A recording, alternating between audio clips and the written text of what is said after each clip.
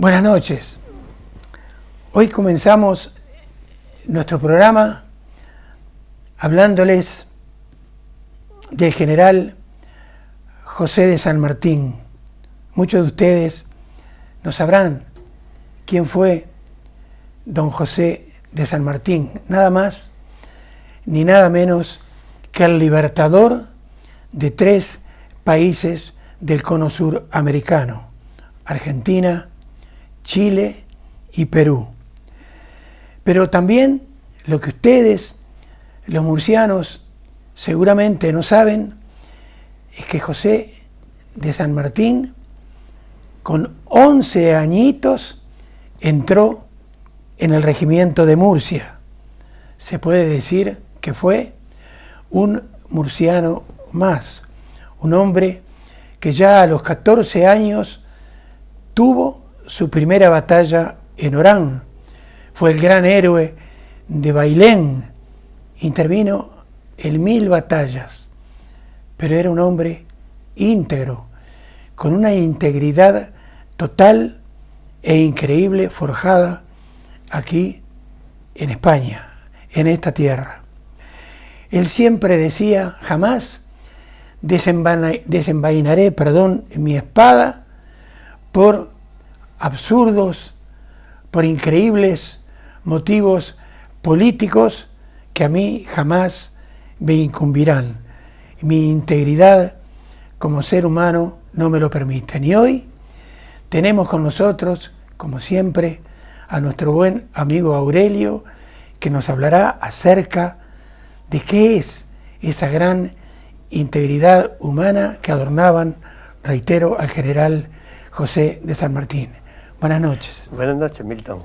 ¿Qué es entonces para ti, para un buen cristiano, por sobre todas las cosas, la integridad humana y qué significa?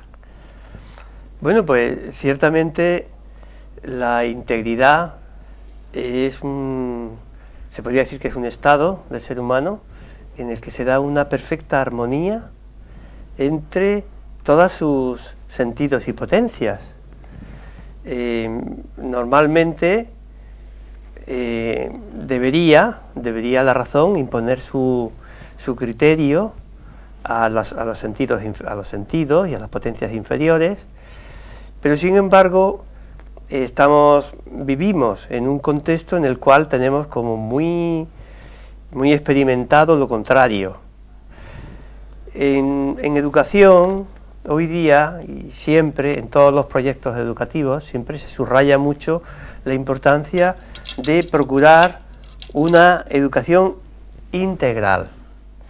Y cuando se habla de formación integral, pues casi siempre se están refiriendo a no dejar de cultivar ninguno de los aspectos que componen lo que es un ser humano: el aspecto físico, el aspecto intelectual, el aspecto artístico, todas las facetas, digamos, de ese diamante que es un tesoro, deben ser pulidas para que el ser humano alcance, digamos, una perfección como tal.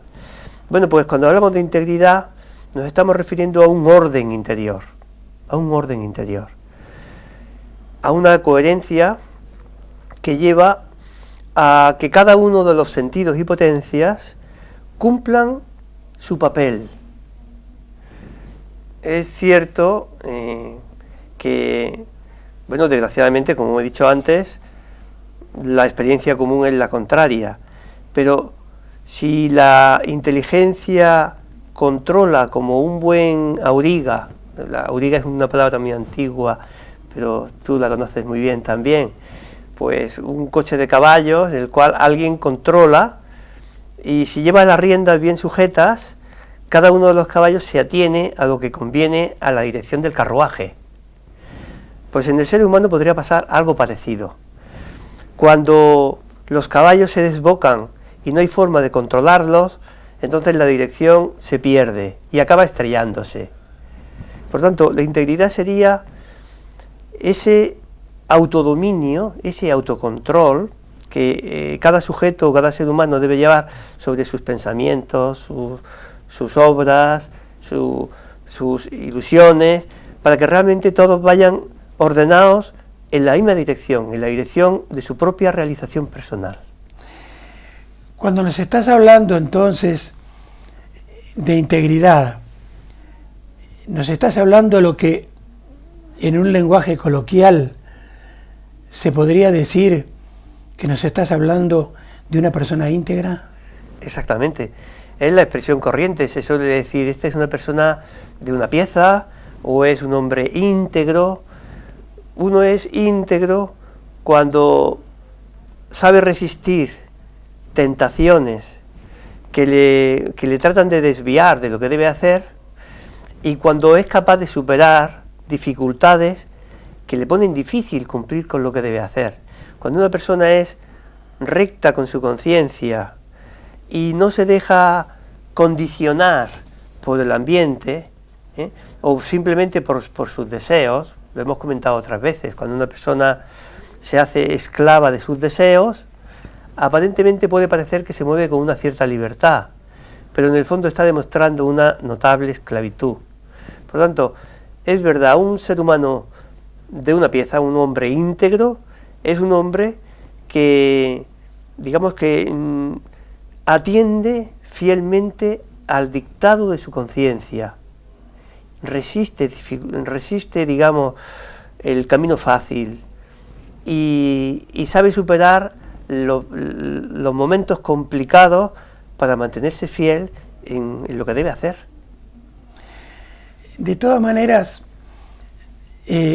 Aurelio, cuando nos estás hablando del mundo y de las personas íntegras que se encuentran en él, ¿no estamos hablando un poco de cosas utópicas con la corrupción actual, con esas guerras que están asolando el planeta Tierra, esa infinidad de guerras que inclusive no estamos conociendo actualmente porque a veces a la prensa no le importa darle difusión? ¿No es un poco utópico lo que nos estás diciendo? Pues es verdad que la experiencia que nos entra por los sentidos a diario, por los medios de comunicación, más bien parece hablar, más que de integridad, de corrupción, de desintegración. Eso es evidente. Yo me he planteado muchas veces, bueno, y supongo que toda la gente, todos los que nos escuchan, es que el ser humano ha sido diseñado así, como alguien, digamos, que antepone egoístamente sus beneficios personales y que es capaz de hacer daño a sabiendas.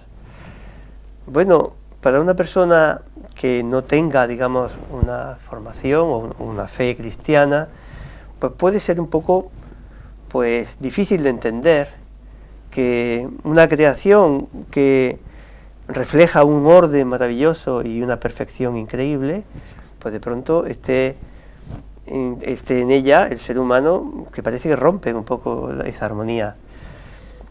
Realmente al principio no fue así. Yo lo que podría decir es eso. No era ese el diseño original del ser humano no era de una persona egoísta, vaga, no era así.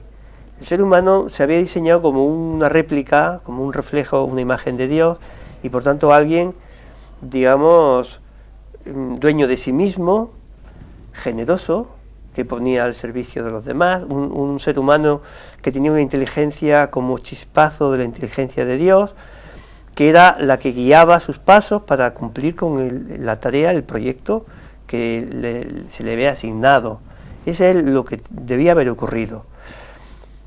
Los que creemos, sabemos que el punto de inflexión en el cual se rompió todo ese orden, pues fue al principio de la historia de nuestra familia humana, cuando nuestros primeros padres rompen con Dios de algún modo, rechazan su dependencia y quieren ser como autónomos, y entonces claro, eso produce un daño tremendo que sin corromper del todo nuestra naturaleza, sin embargo, la deja herida y la deja pues prácticamente esclavizada por las potencias inferiores, por el egoísmo de los sentidos. Esta es la situación, esta es la situación, Y yo creo que nadie con sentido común puede negar que esto es un hecho, lo comprobamos a diario. El problema está en que cuando una persona no es coherente con las cosas que debe hacer, hay una frase que yo creo que la hemos comentado alguna vez, pero vale la pena repetirla: cuando alguien no actúa de la manera en la que piensa, acaba pensando de la manera en la que actúa. Quiero decir que la capacidad de autojustificación de un comportamiento malo es muy alta. Cuando una persona conscientemente hace algo que no debiera, busca rápidamente excusas para justificarse. Un diabético ve un trozo de pastel y dice: madre mía, qué atractivo, comería todo. Y entonces dice: bueno, voy a comerme solo la mitad y luego daré unos paseitos por aquí, y se va buscando una explicación de forma que incluso ve algo positivo, lo que antes sabía que no debía hacer. Esto amplificado es lo que ocurre. Yo siempre pienso que los desórdenes que vemos en la vida social, de las guerras, que son irracionales, increíbles, crueles, casi siempre son, o de suyo siempre son, una proyección de un problema que ocurre inicialmente dentro del ser humano. El ser humano de algún modo rompe su orden interior y ese desorden lo va proyectando, primero a nivel del ámbito de la familia, luego a nivel de la sociedad, a nivel de la sociedad internacional, y entonces comprobamos lo que ocurre. O sea, el problema de la corrupción en todos los sentidos que estamos viendo es una consecuencia de una corrupción personal. Aurelio, antes de seguir en el meollo del asunto, antes de seguir hablando sobre la verdadera integridad humana, tú te consideras evidentemente un muy buen católico. Tienes unos cánones preestablecidos para, digamos, andar por la vida. Entonces, yo te preguntaría, desde un punto de vista doctrinal, desde un punto de vista ético, desde un punto de vista litúrgico, ¿qué es ser para ti un buen cristiano? Bueno, yo te agradezco el que me califiques. Tú me calificas como un buen cristiano. Yo soy consciente de que estoy muy lejos de llegar a serlo. Es verdad que es, digamos, una determinación que uno toma en la vida, una elección vital. Lo primero que diría es que quizá en el medio en que nos movemos, pues la gente entiende pues, que ser cristiano es como ser de Atlético de Madrid. Quiere decir que uno se apunta, entre comillas, quizá en el momento del bautismo y ya es cristiano. Y luego pues exhibe algunos signos externos, o se deja ver en una procesión, o lleva una cruz, y ya con eso prácticamente se supone que es cristiano. En realidad sería, según este criterio, pues ser cristiano, pues sostener algunas ideas, o incluso actuar de un modo determinado, en un contexto en el que se supone que uno pues, debe actuar así. Realmente no es eso. Cuando hablo de ser cristiano, me estoy refiriendo a algo que se puede considerar un cambio ontológico. Una palabra quizás muchos de nuestros espectadores quizás no la tengan, porque es una palabra técnica, digamos, desde el punto de vista de la filosofía, pero quiere decir que se refiere al ser. Uno no es que actúa como cristiano, es que es cristiano. El ser cristiano supone un verdadero cambio de identidad, un cambio de ser. Lógicamente no se refleja en lo exterior. Cuando uno va a un bautizo, pues ve que a la criatura pues le hacen derramar agua o la sumergen en el agua, y al final aparentemente todo es igual. Pero no todo es igual. En ese momento ha ocurrido, a mí me gusta verlo un poco así, pues como pasa en jardinería, que uno hace un injerto. Entonces coge una ramita de un árbol determinada y la injerta en otro. Ese injerto hace que esa ramita empieza a vivir de la savia del nuevo árbol y de algún modo forma parte de ese nuevo árbol, manteniendo su propia identidad al mismo tiempo. Esto es lo que pasa con ser cristiano.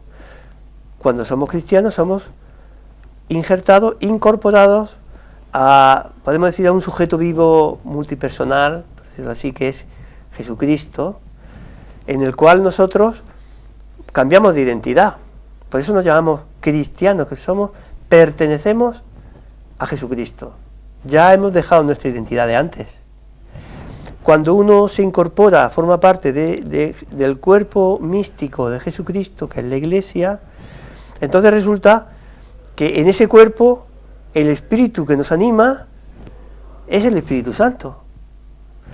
Es verdad que uno conserva su libertad, puede resistirse, puede negarse a obedecer, pero el Espíritu que está llamado a ser nuestro Espíritu, el que nos da vida, es el Espíritu Santo.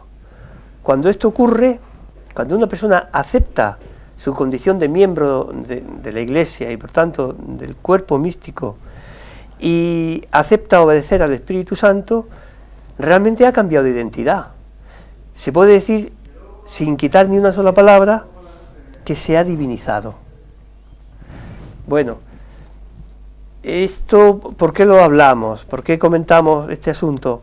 Porque realmente no hay una opción diferente para intentar, de algún modo, recuperar la integridad que perdimos. Ser cristiano, por tanto, es algo que está muy por encima de las posibilidades de cualquier ser humano. Cualquiera puede pensar, yo, ¿qué podría ser en la vida? Pero cuando uno acepta ser adoptado por Dios, las cosas son distintas. Porque en la adopción humana, pues cuando uno adopta a una criatura, le da su apellido, le asegura una situación material adecuada, pues le facilita el progreso, pero no puede más. Cuando Dios adopta, no solamente le rodea de una serie de cuidados, cuando Dios adopta, se da a Él. Y por tanto, de algún modo, pasa a habitar dentro de nuestra alma. Eso es ser hijo, alguien en quien está el Padre. Pues cuando uno acepta ser hijo de Dios y toma conciencia de ello, claro, todo lo que hace, todo lo que dice, pues ha adquirido un nuevo valor, porque ha cambiado el sujeto que actúa. Esto puede parecer, yo comprendo, quizás nuestros televidentes pues lo vean un poco elevado así, pero yo quiero destacar un poco esa idea, ¿no?, de la forma más sencilla posible. No creemos porque somos cristianos, mejor dicho, no somos cristianos porque creemos, sino que creemos porque somos cristianos. Nosotros, porque tenemos ojos en la cara, podemos ver. Y nosotros porque tenemos fe, podemos creer. La fe, la esperanza y la caridad se puede decir que son como participación en la misma naturaleza de Dios. Esto parece que está fuera del alcance de las posibilidades de cualquiera, pero es una realidad, es una gracia de Dios, es un regalo de Dios, y uno lo que tiene que hacer es reconocer el regalo y aceptarlo, como diciendo, nada es más importante para mí como compartir naturaleza con el mismo Dios. Compartir naturaleza, si pone compartir su vida, compartir su misión y compartir su destino. Nosotros estamos llamados nada menos que a entrar dentro de la familia íntima de Dios, la Santísima Trinidad, como hijos en Jesucristo. Por lo tanto, es ilusionante, es ilusionante. Como puedes imaginarte, tiene mucho que ver con el tema de la integridad del que estamos hablando. Mencionabas la familia humana, y hace unos días, hablando con el maestro Moratallero acerca de las guerras. En el segundo bloque de la noche de hoy haremos una última entrega sobre las guerras. Él nos decía que en estas revueltas de Egipto, cristianos coptos y musulmanes, él los veía unidos en la plaza principal del Cairo, y esto le alegraba muchísimo. Entonces, lo de la familia humana, ¿puede ser un sueño inalcanzable? Pues, Milton, de hecho, la familia humana es una familia, somos una familia que tenemos un origen común y por una razón especialmente de peso, y es que realmente todos tenemos el mismo padre. Es cierto que en lo que se refiere a la dotación genética, pues por razas, pues cada uno pues tiene una dotación, pero hay que tener en cuenta que lo que define la vida del ser humano es sobre todo el alma, el espíritu, y el espíritu los hemos recibido directamente de Dios. Es decir, no es una especie de utopía hablar de familia humana, sino una realidad. Y por tanto pienso que tenemos que tener ese interés, un interés real, por ser factores de unidad. Conseguir, primero a nivel local, en el ambiente en que se mueve uno, pues ser cercanos, facilitar el que los lazos, la relación entre unos y otros sea muy familiar. Por lo tanto, yo estoy convencido de que hay que hacer lo posible y también lo imposible, pues por conseguir que poco a poco las relaciones entre las familias, entre los pueblos, entre las naciones, tiendan a una relación más propia de una familia, que es lo que somos, como si fuésemos una única raza en el mundo, la raza de los hijos de Dios. Una pregunta difícil, yo diría muy difícil de contestar, casi imposible. Los no cristianos, Aurelio, ¿puede ser que no puedan llegar a ser personas íntegras? Pues desde luego que sí. Hay que tener en cuenta una cosa. Quizá quien no tenga muy buena formación o tenga una visión un poco rígida de lo que es la vida cristiana, no entienda que Dios se hace presente en el dictado de la conciencia de cada ser humano. Y por tanto, cuando una persona es honesta, sabe, digamos, ser coherente con su conciencia, obedece, esa persona, aunque no haya oído hablar nunca de la religión católica, aunque no sepa nada de Jesucristo, esa persona sin saberlo es cristiana. De hecho, lo habrás oído alguna vez, porque se habla de que solamente, y de hecho ha sido motivo de muchas polémicas, de que solamente los bautizados pueden salvarse. Y hablando en rigor, es cierto. Lo único que pasa es que hay un tipo de bautismo, que es el bautismo de deseo, que es el propio de personas que sin haber tenido un contacto personal, una experiencia religiosa, con un encuentro con Jesucristo, han sido muy coherentes con su conciencia, y por tanto esas personas, sin saberlo, están integradas en la Iglesia, son cristianas. Desde ese punto de vista se entiende por qué tantas personas de otras religiones, o incluso sin religión como tal, pues son personas coherentes, son personas equilibradas, en que se exigen. ¿Por qué? Porque en el fondo están obedeciendo a Dios. ¿Se puede aprender o se pueden educar las virtudes del ser humano o los valores, y qué diferencias o semejanzas existen entre esos dos vocablos, virtudes y valores humanos? Bueno, la virtud es un hábito de comportamiento, un hábito que se va forjando con la repetición de actos.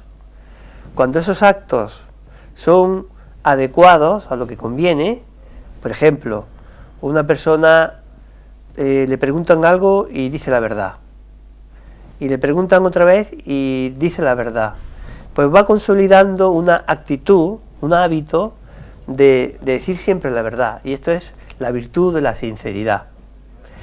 Los valores se refieren a aquello que nos atrae. Normalmente el ser humano está diseñado de algún modo pues para conocer y amar. Cuando uno descubre las cosas que son en diversos campos, pues se siente atraído por ellas. Y estos son valores de algún modo, el valor, digamos, el respeto humano, la dignidad de la persona, los valores, el ser humano como, digamos, como alguien de una dignidad singular, ¿no? Bueno, pues los valores, digamos, no son fruto de una actuación personal, sino que son precisamente como los focos que nos atraen a actuar de una forma determinada. Conectando con el principio, podríamos decir que cuando una persona se ejercita en diversas facetas de su laboriosidad, de su generosidad, de su sinceridad, va cultivando hábitos que le permiten ir recomponiendo la integridad de su vida.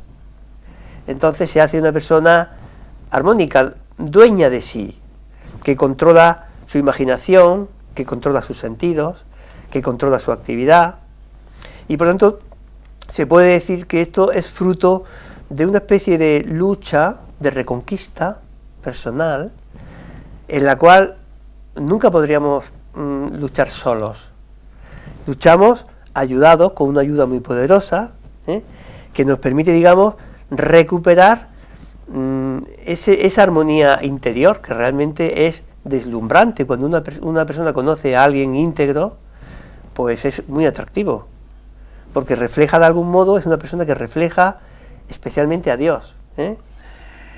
Aurelio, para terminar por hoy, y ya en tu papel de médico, de cirujano, en mi país, en Uruguay, el Sindicato Médico del Uruguay, así se llama, la Universidad Católica del Uruguay, tienen planes bioéticos que desarrollan, porque muchas veces se va contra la integridad humana, utilizando entonces los médicos precisamente métodos que van, yo no sé si decirlo de esa manera porque soy un verdadero ignorante, contra natura, elementos bioéticos. Aquí en España también existen, ¿y qué piensas tú al respecto? Bueno, me parece un asunto capital, muy importante. ¿Por qué? Porque ha habido un enorme progreso en ciencia y en tecnología que no se ha acompañado de un proporcionado progreso moral, más bien ha ido acompañado de un retroceso moral.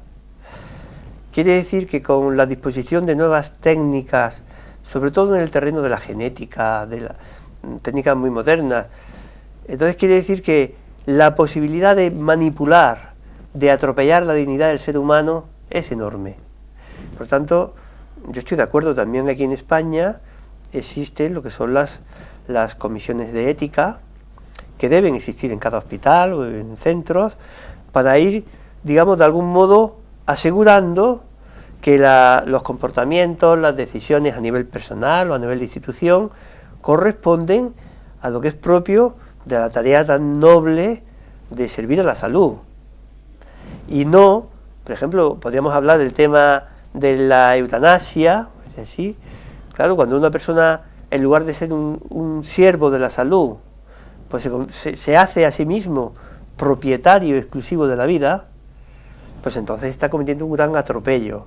Por tanto, este tipo de actividad en la cual se trata de recuperar un poco los valores éticos y asegurar, digamos, que la práctica profesional se realiza en un contexto de respeto a la dignidad de las personas, respeto a la vida, es fundamental.